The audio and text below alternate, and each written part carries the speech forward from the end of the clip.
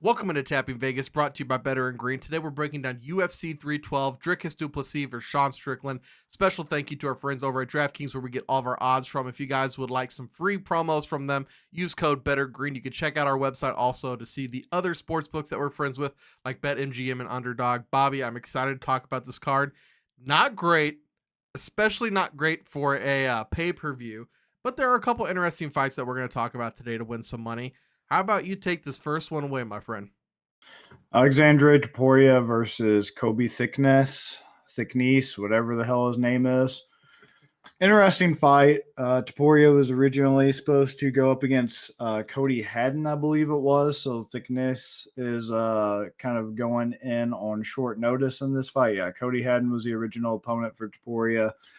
Thicknesse is stepping up. So the main thing I'm looking at with this fight, my main concern with Aleksandre is I'm not getting caught up in that Topuria name because until I see how he performs in the UFC, I mean, Nick and Nate Diaz are kind of the exception, right? Because I can also name another brother combination in the UFC that has not worked out so well, and that is Muhammad Usman versus Kamaru Yeah. Usman.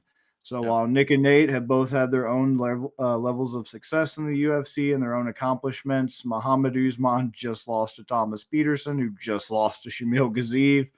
And that's, I don't even need to tell you how bad that is. You should already know. So terrible, absolutely terrible. But I mean, you would think Topuria has some of the similar skills to Ilya, seeing as how they train together. They're brothers. They've been, in this game a long time with each other. You would hope that, maybe Topuria, Aleksandre has that same kind of Greco-Roman wrestling base that Ilya does. Hopefully he would have the boxing and the body work and all the things that make Ilya good. Hopefully Aleksandre turns out after this fight.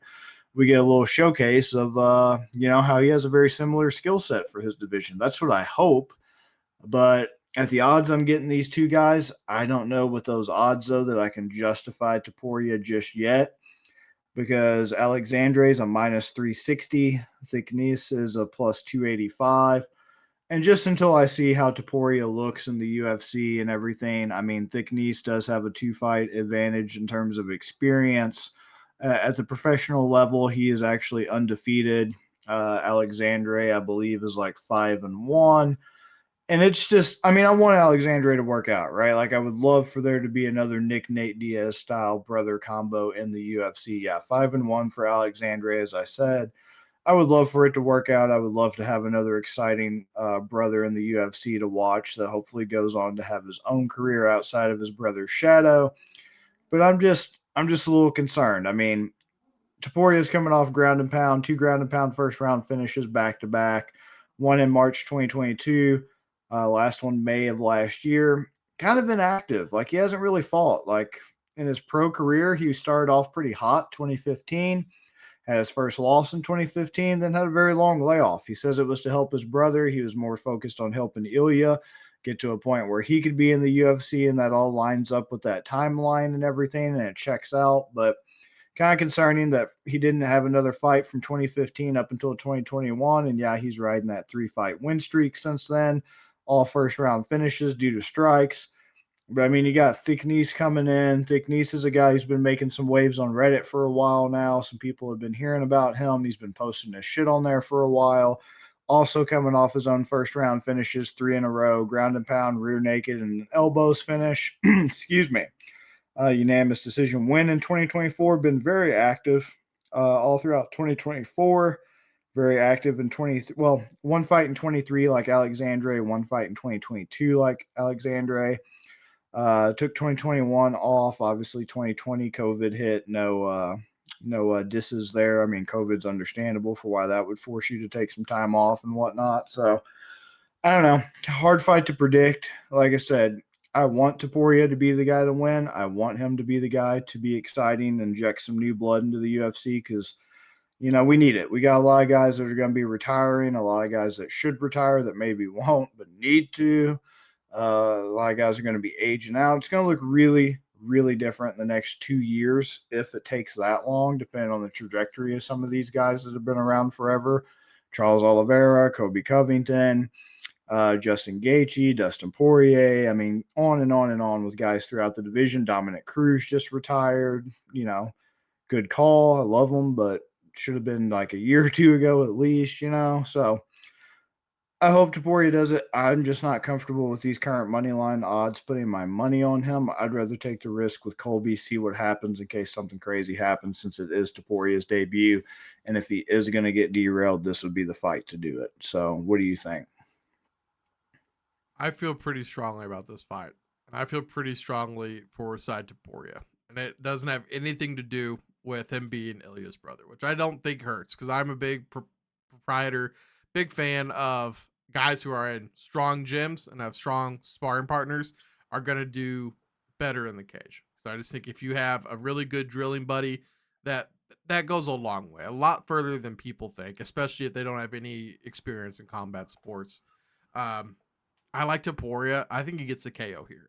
I was watching. I wish his name was Thicknesse because I just think that would be hilarious. But I was watching some of the Thicknesse's tape. Boy, I mean, he has some mistakes that I coached both high school and like elementary school, middle school, little league wrestling.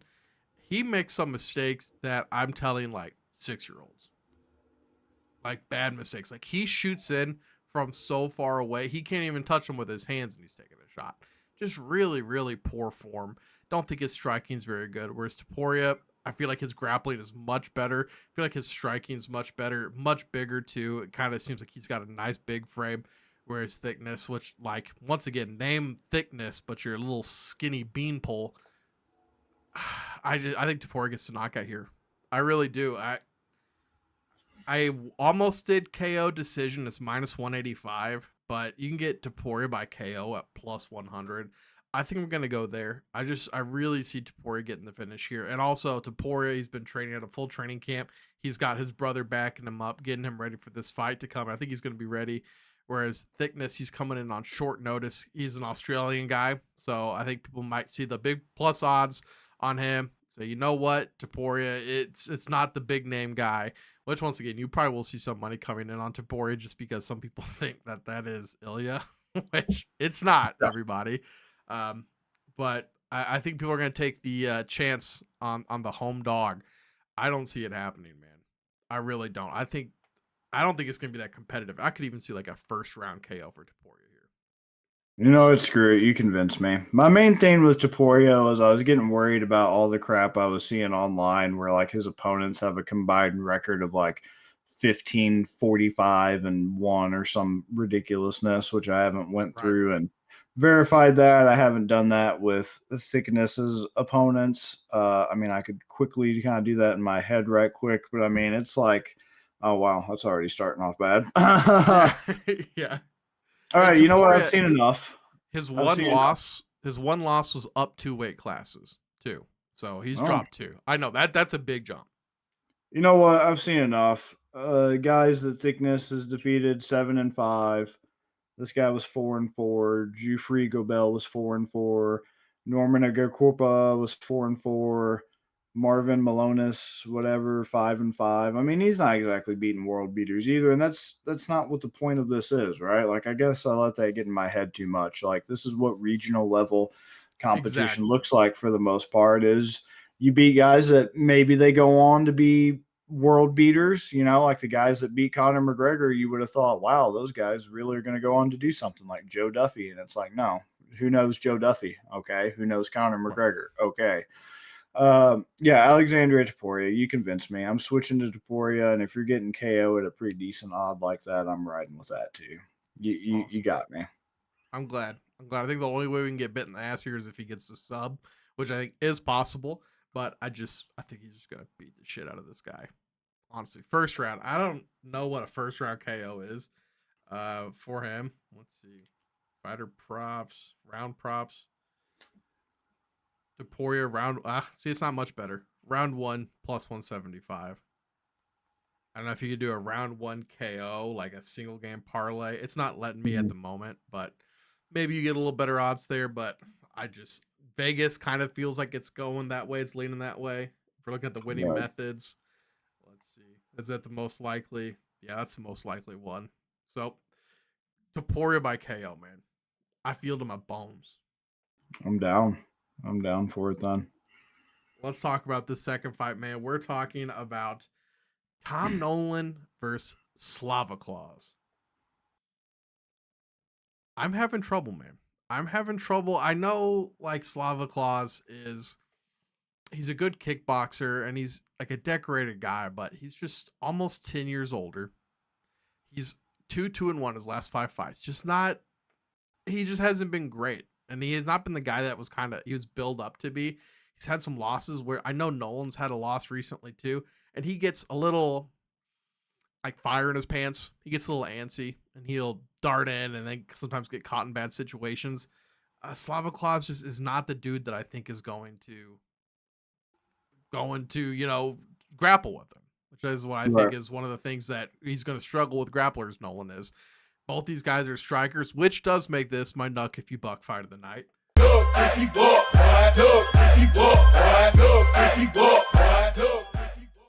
Ooh. Also, looking at the money percentages, Slava Claus, right now the favorite, minus 120. 49% of bets, 52% of the money on Borshchev. You can get Nolan, which once again, 51% of the bets, so he's the public side, but 48% of the money at plus 100. The younger guy versus the dude that's older and hasn't looked as impressive lately. I think you're going to have to give me Tom Nolan here to get it done. Also, looking at their fighting styles, Borshchev just slow, methodical, which is good in a way, but also a lot less work. Whereas Tom Nolan can push the pace, and I think that can give Slava Claus Borshchev, I think it can give him some problems with that constant forward pressure. What do you think? Yeah, this card is going to have a few fights on here that are just going to devastate me personally because they have people that I used to be very high on that have clearly just maybe already been on the downward spiral that could potentially see them with, this next loss being the end of their UFC tenure. Right. And that is definitely Tom Nolan and Viacheslav Borshchev for me, two guys I was very high on coming off of the Contender Series when they came into the UFC. Thought they both had a lot of promise, a lot of talent. But I mean, yeah, I don't really have much to add. I think you pretty much are accurate. You got a good read on it. I'm with you on this. I'm also with Tom Nolan. I'm just going to take the money line to be safe on him. I agree with the odds. It's so close. Plus 100 for Tom, minus 120 for Borshchev. Right where it needs to be. Both of these guys are kind of like feeling like their back's probably against a wall in must-win situations, especially Borshchev for sure. And it just sucks to see these guys come in from like the Contender Series since Tuff's kind of been supplanted as the premier talent acquisition for the UFC. They come in on these really cheap contracts. It's great because the UFC gets a lot of filler for cards like this. It's the price we pay for UFC X whatever when we have cards like this. And it is just because it's saturated with these guys on like 10,000 to show, 10,000 to win contracts. It sucks because obviously the Contender Series, they have to make an impression. They have to secure an impressive victory, but then that doesn't necessarily translate, as we've seen time and time again, to success in the UFC, and they're just kind of cut unceremoniously after like 3 fights. And it sucks, and I'm going to have another fight where I talk about that right after this one. But yeah, Tom Nolan, I'm riding with you on that one. Okay, I love it. We're in lockstep so far. I'm interested to hear what you have to say about this next fight. So we got Jimmy Crute versus Rodolfo Bellato. Another fight just like that. I was really high on Jimmy Crute. Jimmy Crute was a guy that I've been following since the Contender Series, really impressed with. Got excited thinking he was, another favorite fighter, somebody to watch out for in the division. And he did do well at light heavyweight when he first came in off 2018 when I watched him. Kimura over Paul Craig, round 3 in 2018. 2019 finished Sam Alvey. I mean, Sam Alvey's easy, but that's a good litmus test. Like, how bad are you if you can't beat him? Emphatically destroyed him in round 1 to punches. Did lose to Misha Serkinov. Misha Serkinov was his first loss 2019. Got caught in a nasty Peruvian necktie in round 1, but he seemed to bounce back, learn from it. Came back in 2020, was very gracious about that loss and managed to submit Michel Olajaychuk with the Kimura in round 1. Looked to be back in fine form. October 2020, got another round 1 finish over Modestas Bukauskas from punches, so it seemed like he was back. Then in 2021, he lost to Anthony Smith due to doctor stoppage. It was a doctor stoppage in round 1. Pretty bad considering what's happened to Anthony Smith since then, kind of the beginning of the end. Round 1, right hook loss to Jamal Hill in 2021. At the time, didn't seem bad. Went to a majority draw with Alonzo Minifield 2023 after taking all of 2022 off. Rematched Minifield in 2023 in July.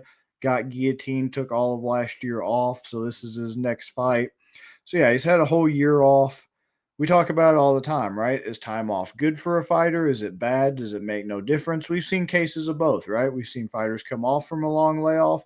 Seems to have done them well. They seem to have succeeded, learned some things. They come back, at least get a win. We've also seen it backfire, and it's like maybe this should have been permanent. So I'm giving Jimmy Crute one last chance.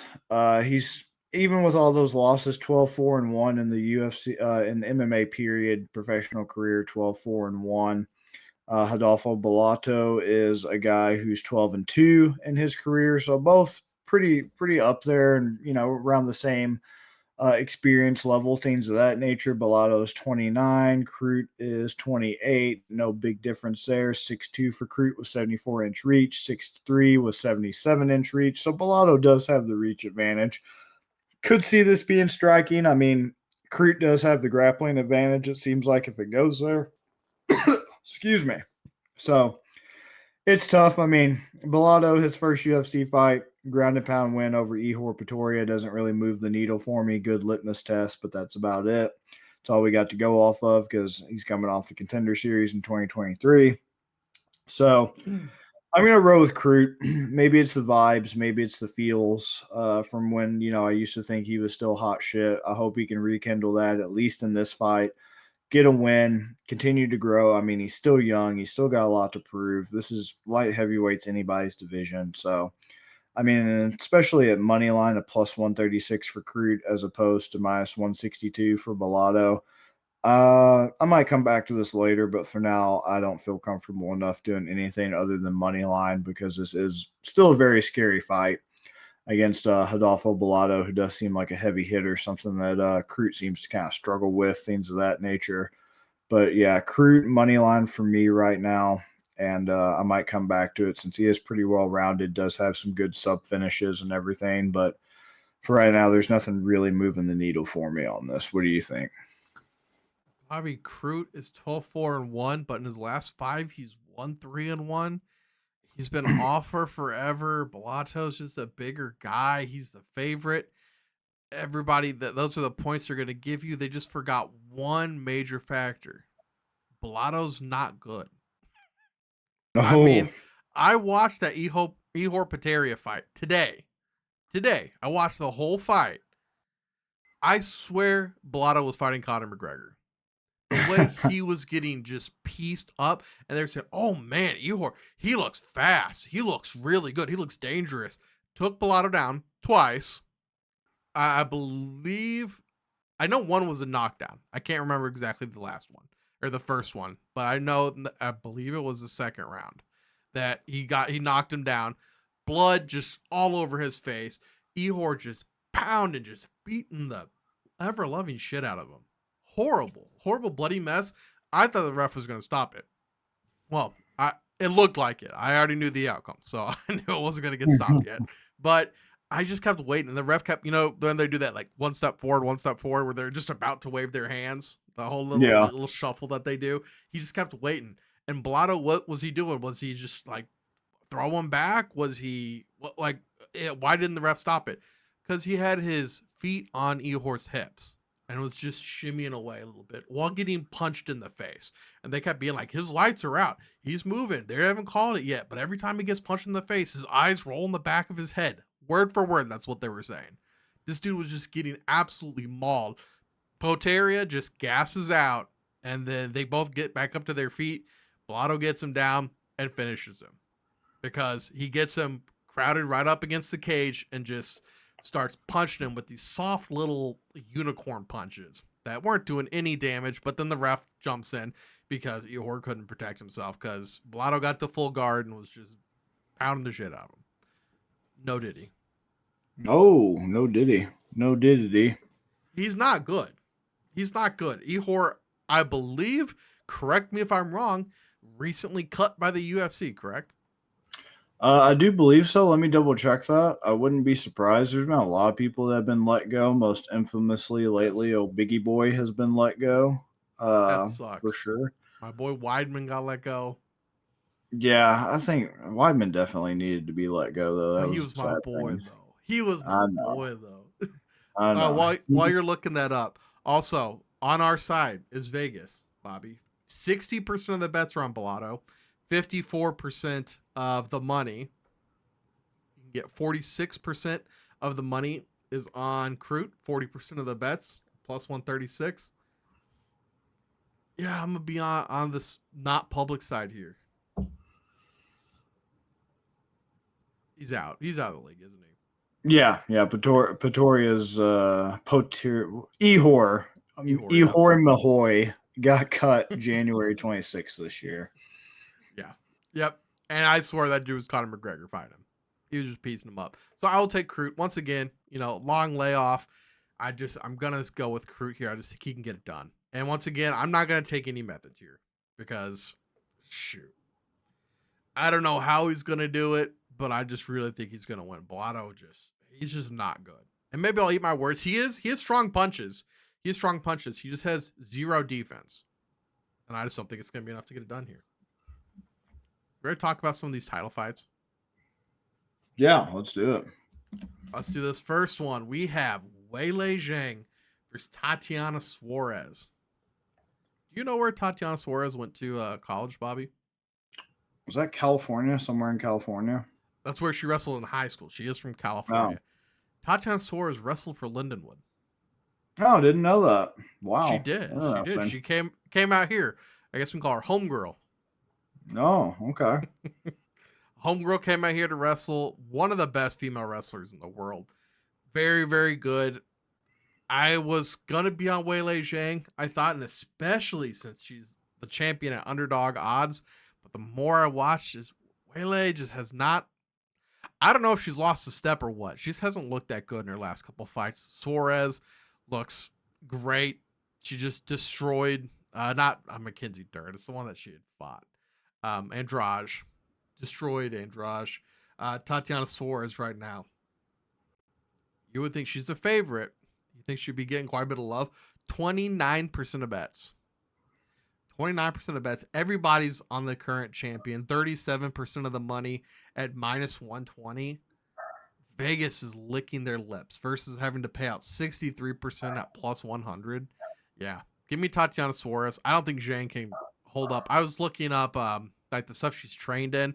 She's trained in Sanda and this other type of, it's this Chinese wrestling, but the more I looked into it, it's wrestling using the I'm gonna butcher the name of it, like the robes that they wear. Cum towels?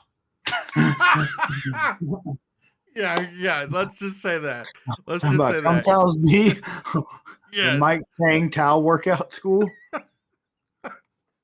Shout out to those of you who know who Mike Chang is. Yeah. I don't think her wrestling is going to be up to par with Suarez. I think Tatiana gets it done, dude. I really do. I think her wrestling is going to be too much. What do you think? This one's tough. Looking at the odds, I am kind of shocked to see that Zhang Weili, especially being the name and former champ and all that, is at a plus 100 right now, and Suarez is at minus 120. That is extremely shocking. I felt like this would have been, something that was like the most skewed odds on this whole card was what I would have assumed. I don't hate it. It's just it's women's MMA, right? I just take that mentality of it's like heavyweight, and it's like you never know. You never know what could happen. So I don't know. You're getting so many good options. We just saw Shevchenko and what she was able to do to Grasso. Yes, Grasso. We were able to see what they did in the Sphere. Yeah, dude. And what'd she do? She literally just laid on top of her for 5 rounds. Her wrestling was just too much. Grasso couldn't do anything. That's a I good think point. this one's going to be very similar. It's a Except good point. Suarez, I think, might actually finish it. My only concern is, man, like Suarez, I know she's been billed for years now. Like people forget, which is why I'm surprised I didn't know where she went to school at and everything for wrestling for the collegiate level. People forget she's been around since like the 2016 series of The Ultimate Fighter that was coached by Claudia Gadelia and Joanna Jędrzejczyk. That was like the first season of The Ultimate Fighter I actually watched in depth live, episode to episode. She's been around for a while. I mean, she's only 34, but in women's MMA, that's almost ancient. You know, that's pretty old to be a female competitor, and she's had so many health injuries and so much layoff and everything else. But I mean, you do make a good point that like wrestling and women's MMA is kind of feels like what BJJ in the early UFC was, where it was just like, oh my god, how do we stop this? You know, nobody's Right. figured it out yet, and you kind of see that. I mean, there's ways it's worked out, right? Like that's what everybody thought. Speaking of Joanna Jędrzejczyk, that's what everybody thought Carla Esparza was going to do to her when Jędrzejczyk challenged for the title, and Jędrzejczyk just absolutely had her pressured up against the fence the whole time, just wilting, and she never even shot or was so skittish to shoot that she just got absolutely picked apart the entire Right. time from pure striking. I mean, Jacek also always had really phenomenal takedown defense because she knew people were going to try to wrestle her from that fight and others. But I don't know. Yeah, I'm not as high on Zhang as I used to be. I think her time's come. It's passed. It might pass again. This is the biggest head scratcher to me, where it's really hard for me to just This one kind is of tough. figure out. Yeah, this one's the toughest. I'll go with you. I'm on Suarez, but I'll make it interesting. And if I can get Suarez decision at better odds than I can sub, because Suarez by subs at plus 240, decisions at plus 350. I mean, it's a 5 round fight. You know what? I'm going to go Suarez decision at plus 350. Okay. You're going to I do that like right that. now instead of saving it for Haymaker? You don't want to take Yeah, money because line? I have an idea of what I'm going to do for Haymaker. Okay. All right. Well, then let's go on to the main fight, the rematch. Also, maybe some skin conditions going on in this fight from what I'm seeing on Twitter. As always, Dricus Du Plessis versus Sean Strickland. Yeah, every card from here on out, especially with a major fight, it just seems like everything's going to be speculating about staff, and it's just a bit ridiculous at this point. Pretty funny, but anyway, cutting to the chase here: Dricus Du Plessis versus Sean Strickland. This is a rematch. First fight. Some people argue whether or not it was entertaining. It was a close fight, that's for damn sure. It was Yeah. pretty entertaining. Both guys went to hell and back. Another 5 round fight for the title. The only difference is I think Du Plessis is going to win more emphatically. I think he really is. I just think that Du Plessis, I have an article up. I wrote it last year after he beat Adesanya, and it's basically like, Dricus Du Plessis, the drunken master. How does he keep getting away with it, fighting like a drunk wine mom at a barbecue? At, soccer practice, beating up the other moms, just windmilling punches all sloppy and way off center and stepping over his own feet and everything. And boils down to the man is a master of the drunken fist, like that dude from Naruto. I mean, you can hate it or love it, like the game says, but it's clearly working for the guy in the UFC, and he's got the belt to prove it. So read that article to get an insight into DDP, how he keeps winning against impossible odds. It's a great article. I would appreciate it. Or don't. Screw you too. I don't care. But yeah, Du Plessis, I think he's going to do it. He's going to make a statement, right? Like Sean Strickland, we know what Sean Strickland is. He's entertaining on the mic. I'll give him that. He's one of those fighters, though, that he's entertaining on the mic, but he is not entertaining in the cage. Like what he brings to the cage in a real fight situation is vastly different than his microphone skills and vastly different to the energy he brings in sparring. If this was sparring, I'd pick Sean Strickland 10 out of 10 times every time. But the man just cannot translate. He cannot, in the words of Kamaru Usman to Ben Askren, keep that same energy. He will absolutely destroy you in sparring with ridiculousness that shouldn't be thrown in sparring. And then when he gets in the cage, like he did against Jack Hermanson, scream obscenities at you to come forward and hit him while he's backing up the entire time in like the last 10 seconds of the last round. So all that to say, I'm not really impressed with Sean Strickland. I don't really care how you have the first round scored, judged, what heart rate monitor you wore while you were judging the fight, and what penis ring you had on to give you the data input to how many strikes were landed and how many farts were let in the cage and all that. Uh, the only person I like for information about judging is MMA Judge Analyzer. Shout out to him. Everybody else can suck it. But what I'm getting at is DDP is just too much, right? He's too hard. He's too stiff. He's No diddy. definitely packing, no diddy. And no, for real though, he just keeps getting it done. He's got power in his hands. His nickname Still Knocks is because in South Africa, apparently that's what they market Ambien as, the sleep aid. So it's really clever nickname. It's actually great. So incredible hands. Really good grappling that you wouldn't expect, like a nice little Toshi pass that he got against Robert Whitaker in that fight. That was crazy to see. Very unconventional, something you don't see at a high level in MMA or BJJ, period. It was beautiful. And yeah, I'm just not, I've never been a Sean Strickland guy. Like I said, he gets a lot of credit for his mic work, but he's not like a Conor McGregor that has that synthesis of mic work plus the talent and the entertainment in the cage to back it up. So he just kind of always let me down and just kind of fell flat for me personally. I mean, you're getting DDP at a minus 205, Strickland's a plus 170. I wouldn't get too wrapped up in that because you can finagle it however you want to really start to get some good money off of DDP, which is exactly what I'm going to do for you right now. Because if you take DDP, Dricus Du Plessis, to win, if you do it by KO, TKO, and you do it over 2.5 rounds, which 5-round fight, he's definitely a volume guy. He's not really a, one punch and you're out guy. Definitely very doable. This could bite me in the ass like it did last weekend when I took something very similar for Adesanya. But I'm realizing Adesanya was completely shot. I hope that's not the case for DDP. If you take those three things and you put them all together, they get you a plus 800. And if you get $10, for example, on that, it'll win you $90. I think that's a win. In my book, I would classify that as a pretty good bet with a pretty high likelihood of occurring. Once again, I thought the same about the Adesanya bet with similar conditions last week. Look how that played out. I'm an honest man. But that's what my money is going to be on. DDP is just a good grappler.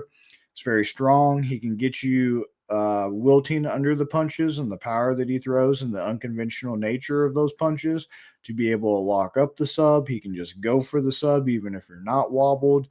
And Sean Strickland's just kind of like, he's just not that guy, man. I just really can't describe it any other way than like, I don't think iCarly boxing can stand up to DDP again. I think it's just in my gut. It's just going to be DDP's got a chip on his shoulder. He doesn't like Sean Strickland. He's tired of Sean Strickland. He's got something to prove, and he wants to say, hey, for all the people out there that thought I should have lost the belt against this man, all right, I'm making a statement. I'm going to make this man an example, and I think he's going to do just that.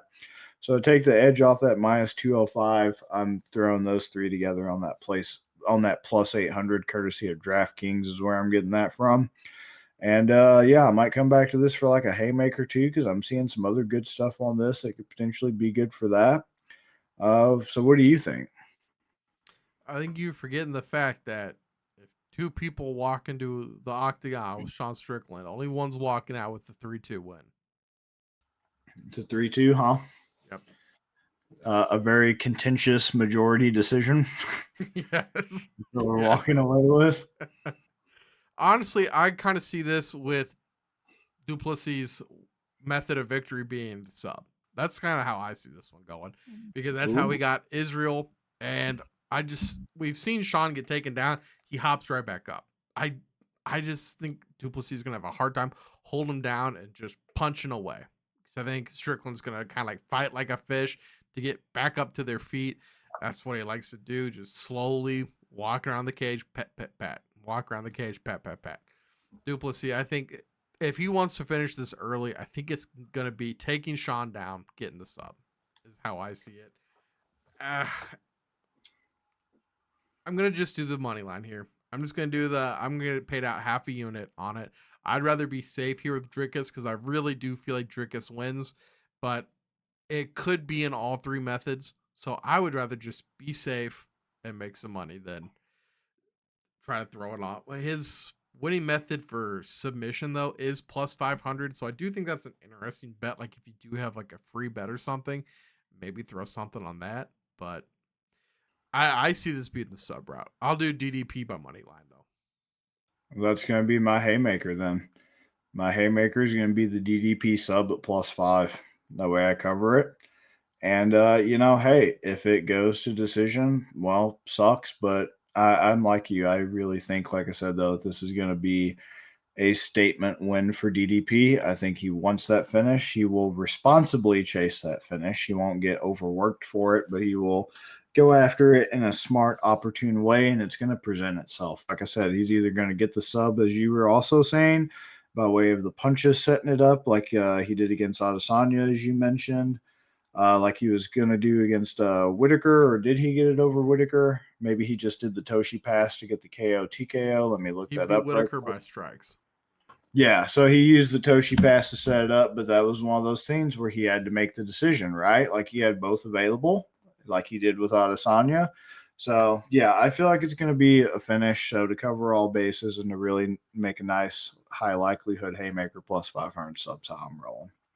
I don't see Sean being the guy that is like, oh, Dricus like had to overextend and got, knocked out or something. I don't see that being Sean. I mean, if Israel couldn't do it, Sean, he's just such a MAGA, like tough dude. He's such a soy puncher, dude. He is. Like I said, iCarly boxing, man. It just reminds me of the iCarly boxing. It just is what it is. I mean, it wins them fights, but it's not fun to watch. It's not entertaining, and it's not going to help them against DDP. Right. People will be like, oh, you wouldn't say that if Sean Strickland was right in front of you that he's a soy puncher. Bro, I'm taking him down. I'm not standing and jabbing with Sean Strickland. All right. I'm taking him down. I'm holding him there for dear life. I just love when people say that because it's like, all right, it doesn't take a rectal thermometer to know what an asshole is either. Like, come on now. Right. What's your point? Bobby, that's going to do it for this episode. Breaking down UFC 312. We'll be back next week. I think that card's pretty interesting. Some interesting fights on there. Let me look, because I swear if you're gassing up some butt, I'm going to have something to say. I'm going to start swinging. It's not great, but I mean, we've got Cater, we've got Shabazian, Cannonier, Bonfim, Rodolfo Vieira, our boy. All right, man, you gassing up some butt. I'm out. I'm going to head out. We also got Angela Hill and Ketlin Souza. Walter Walker and Dontel Mays. What a banger. Jacqueline Calvacente and Julia Avila. Just burn the whole damn stadium down. Is this at the Apex? This is probably another gas ass Apex. Fuck that. Bro, it's not that bad, bro. This is what this card is. Cheeks clapping together. Guys, we're going to have some DFS articles, and my +3.5 article will be coming out this week. So make sure you guys check that out at bettergreen.com. Please subscribe to the channel so you get more content from us. And we'll see you guys next week. Peace, guys. Peace.